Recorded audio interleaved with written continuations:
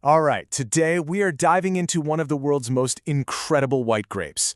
This is a true survivor with a story that's literally forged in fire and sea. We're talking about Assyrtiko, the volcanic star of Greece. And that quote just nails it, doesn't it? Resilience, purity, vibrant minerality. These are the words that really get to the heart of this grape. This isn't just a drink. It's like tasting history and a sense of place, all in one glass. So to really understand Assyrtiko, our story has to start where the grape was born. And this isn't just about farming, it's a genuine survival story, set in one of the most dramatic landscapes you can imagine. Okay, so just picture it for a second. The absolutely stunning island of Santorini, out in the Aegean Sea. This place is the heartland, the ground zero for Assyrtiko. For centuries, this grape has figured out how to adapt and just thrive here, making it a true symbol of the island's tough but beautiful spirit. So what is it about this place that's so special and, let's be honest, so challenging? Well, that brings us to the unique environment that gives Assyrtiko its unmistakable character. Let's break it down. Just look at this list. It sounds like a recipe for nothing to grow, right? The soil is basically volcanic rubble, ash, lava, pumice, with almost no nutrients. Then you add in blistering summer heat, these constant powerful winds, and pretty much no rain. It seems impossible for a grapevine to survive.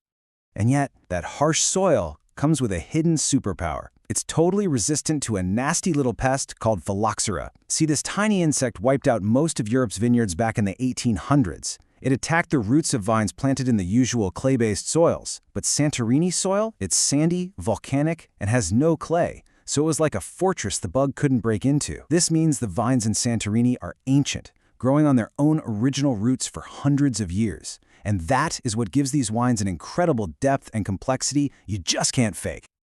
So how in the world do the vines deal with the other stuff, like those crazy winds? Well, the answer is a brilliant mix of human ingenuity and nature. For generations, farmers have used this unique method called the coulora. They don't grow the vines up on wires. Instead, they actually weave them into these beautiful, low-to-the-ground baskets. And this little basket is pure genius. First, it acts as a natural shield, protecting all the delicate grape bunches from being thrashed by those constant winds. Second, the leaves on the outside of the basket shade the fruit on the inside, keeping it from getting scorched by the sun. And maybe the most clever part of all, the basket shape actually traps the morning sea mist, collecting precious drops of water for the vine to drink. Just brilliant. Okay, so let's move from the vineyard into the winery. After surviving all that, Assyrtiko's journey is far from over.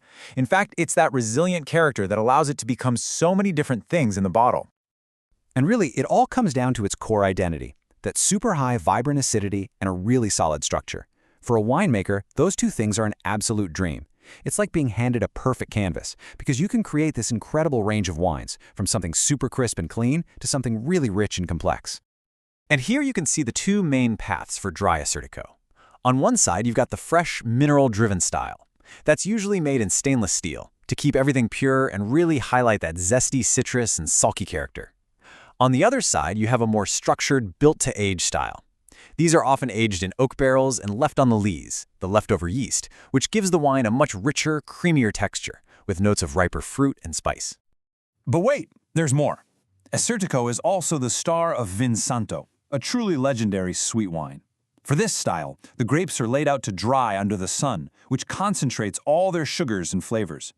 The wine that's made from them is then aged for years, sometimes even decades, creating this unbelievably complex, luscious dessert wine that's famous all over the world. So we know how it's grown, we know how it's made, but what does it actually taste like? Let's talk about the experience of actually pouring a glass of Assyrtiko. Before we even get to the flavors, we have to talk about its defining feature, acidity. Now, here's the wild thing. Most grapes lose their acidity as they get riper in the sun. But Assyrtiko, it does the exact opposite.